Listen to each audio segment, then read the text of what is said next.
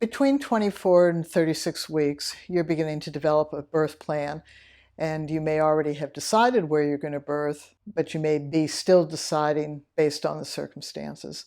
So what we want to do is to give you all of the 5 resources in the Birthing Better comprehensive course, which is not on Udemy.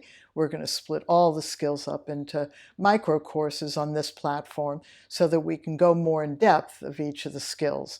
However, since these skills were developed by ordinary men and women just like yourself, they birthed in all sorts of places.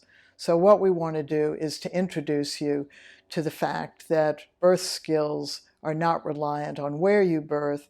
Birth skills are reliant on you making a decision that giving birth to your baby is primarily an activity.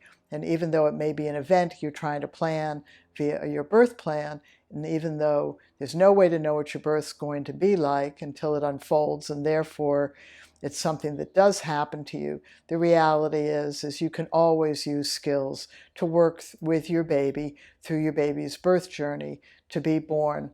And so we're going to introduce you how to use those skills wherever you might birth.